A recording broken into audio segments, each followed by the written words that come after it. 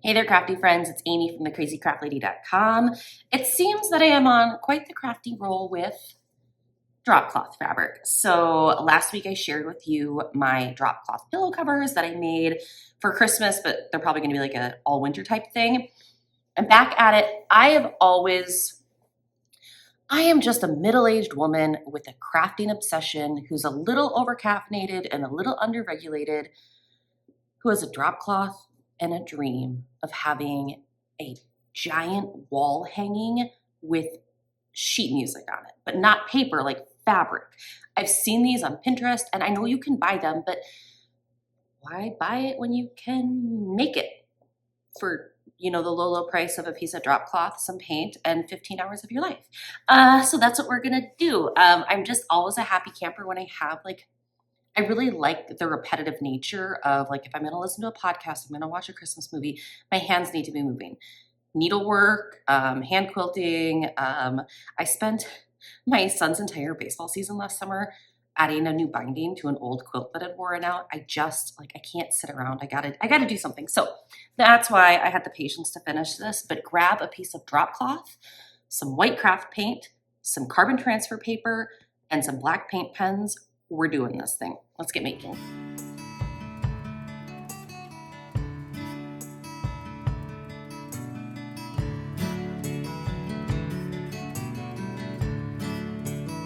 Okay, so I started out with my drop cloth fabric, and I had been working on kind of playing around with different size wall hangings. So if this doesn't look, the piece I cut here isn't going to look like the finished project because I only filmed myself cutting one and I ended up not following through with it because I just didn't like the way it turned out.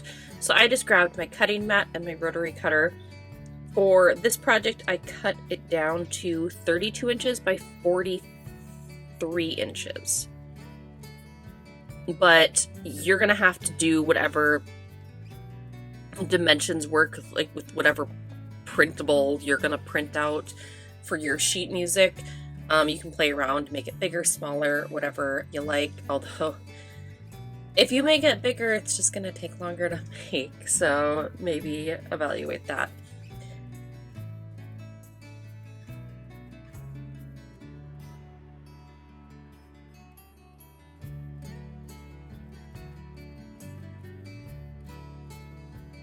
And then I sewed the edges. This is totally optional, but I just wanted to limit how much fraying was going to happen, knowing that I was going to wash this once.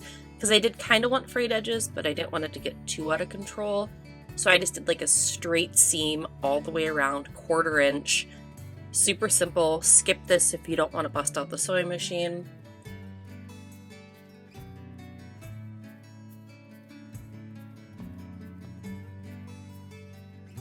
And then, this didn't work the way I wanted it to.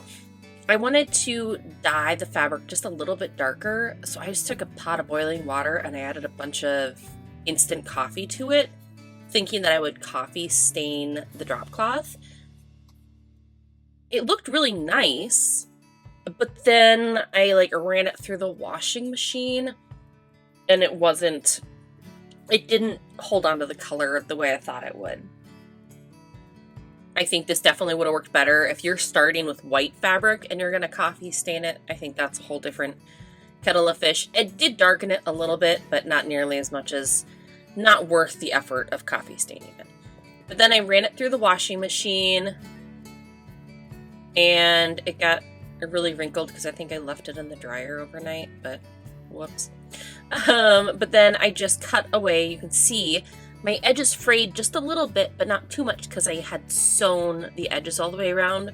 So I snipped off all the extra strands. So I just had nice frayed edges. And then I just grabbed my iron and I gave it a quick press. I like the fact that some of the wrinkles stayed because it added some texture and dimension. So I may be okay with that. So maybe wash it and then lay it flat to dry, with the wrinkles from when it does the spin cycle on the washer. Just a thought. And then I wanted to add, I wanted my music notes with the black paint to really pop. So grab whatever white paint you want. This is plain linen white Rust-Oleum chalk paint, just because I buy it in a quart. So I had a bunch of it. Cheap white apple barrel paint, literally any paint you have. I used a small roller, and because I was like too lazy to like deal with a paint tray, I just put it on a paper plate. And you're just gonna kind of roll at varying angles and not the whole thing. So I just kind of did the center, and I left like maybe like a 4-inch border, and it's not gonna be perfect coverage. The whole point is you just want this to look very weathered and wrinkled. I texted a picture of the finished craft to a friend, and she's like, oh, it even looks like wrinkled, like, you know, vintage paper. So that's what we were going for, but just a little bit of white paint just so that the black pops more off of your drop cloth fabric when you add your black paint. And then you let that dry, but see, I'm going to show you like a close-up of the texture that we're going to get, which I think is so lovely. Like, it's not perfect coverage, and you can kind of see the roller marks, but super fun.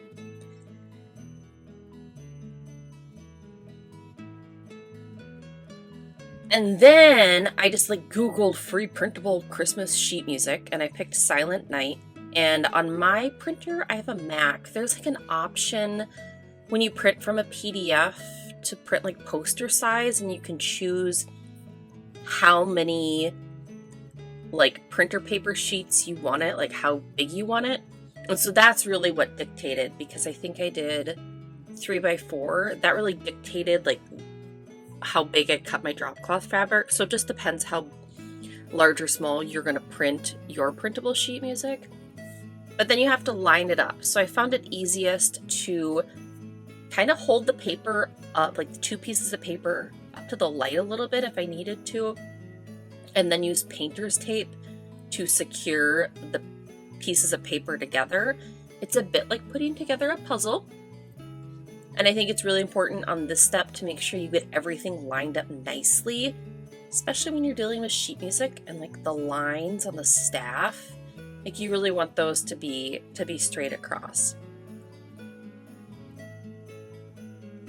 But here are all 12 pieces of my printer paper taped together, and then you're going to center it on your drop cloth fabric and secure it at the top with a strip of painter's tape, because once you start tracing, oh my gosh, there's my look as like I like look at the project. I'm like, I can do this, Amy. Pep talk time. You can do it. Okay.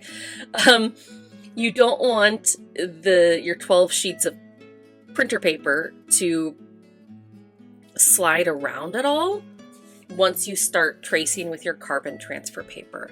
So I just slid my carbon transfer paper underneath and started tracing. I used a pen because I like being able to kind of see the ink mark on the paper to know where I've traced and where I have not. It's gonna take a while. Watch a Christmas movie, listen to an audiobook, but you're gonna trace over all of the ink, all the music notes, all the words, the lines, everything. If there's ink on the paper, you're tracing over it with carbon transfer paper underneath.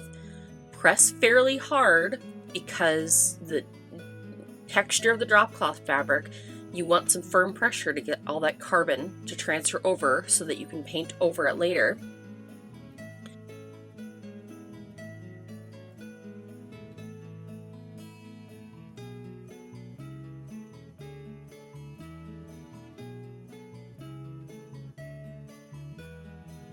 And then here it's finished. This is my carbon transfer paper. Doesn't it look like I would like had some sort of like mental break and I started writing gibberish? I don't know. But here you can see, it's kind of hard to see because I did this at night, so the lighting wasn't great. You can see all that carbon transferred over onto my drop cloth. So now I have something to trace. And for that, I used just Sharpie paint pens.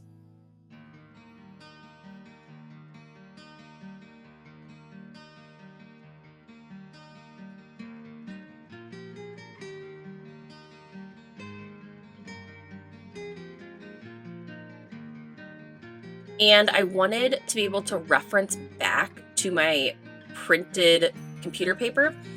And so what I did is I just cut each of the staff, treble clef, bass clef. What is it when it's two together? It's the system. I cut them like one system, like one little section at a time, so that I could have, as I was painting over the first system with the treble and the bass clef and the words, I had my reference right there at the top so that I knew if I had any question about, I can't quite see what the carbon transfer was supposed to be, I can look at the printable on my printer paper and use that as my guide. For each of my staffs, the first thing that I did is I used my cutting guide, that plastic grid from my rotary cutter, to do the lines on all the staffs. I just found that was easiest. And so I'll show you a close-up here. When I traced with my carbon transfer paper, I didn't trace the lines all the way across. I just traced the bar, right, the vertical bar lines, and then I just did 5 little tick marks, one for each line on the treble clef, and then one for each line on the bass clef. Recording this audio is challenging my recall of music theory that I took in high school. So you'll see I'm tracing the lines with my medium point Sharpie pen. So do all 5 of those first, and then I went and then added all my notes and my letters. So you have to trace this twice. You have to do it once with the carbon transfer and then a second time with your black Sharpie markers or your black Sharpie paint pens or whatever paint pens you have. So I hope you have an amazing podcast or Christmas movie that you like.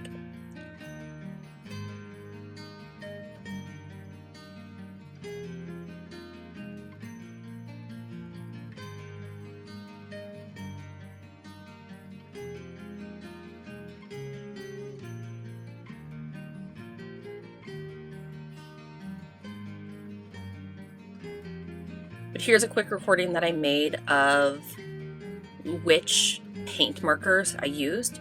Here it is. So I thought it would just be easier to share what I used. So this one was like this extra fine. It's like that. That was a no-go. That was completely useless. So I'll show you these. So this is the medium and this is the fine. And what I used them each on, so you can see I have like my little template up here, or my little guide. So for the medium, I did that first. Well, actually I used the fine to do all the staff lines. So all of these lines with my little ruler guide here. And then I used I was afraid that this fine one was gonna run out. So I used the medium here to very lightly do all the dots on all the notes. So I just did like a very light, I didn't do a very heavy hand because I didn't want it to soak through and I didn't want it to look like super heavy. So I used the medium for that and for all these little bars that, connect your little notes here. And also just for like the dots on the bass clef there. Then I used this fine point for everything else. So like all of that, the ties, all the letters. Yeah, I hope that makes sense. You can do it however you want, but I found one medium Sharpie paint pen and one fine Sharpie paint pen. They're both oil-based to be the secret ticket or the winning combo for this. And so yes, this took quite a while. It was actually kind of like relaxing and mesmerizing to be writing out sheet music, which I thought was kind of fun. Be very careful with your black paint markers, because if you make a mistake, there's no eraser on it. I made 2 small mistakes, one with notes and one with a word, but I don't think anyone will really notice unless they're looking for it, so it all worked out. But then you can just hang this up. You could add grommets to it. You could drape it over a dowel, hang it up wherever you like. I am so thrilled that I finally have a giant piece of like sheet music on fabric to hang up at Christmas time. I'm so happy I tackled this project, and I don't think it could have turned out any better.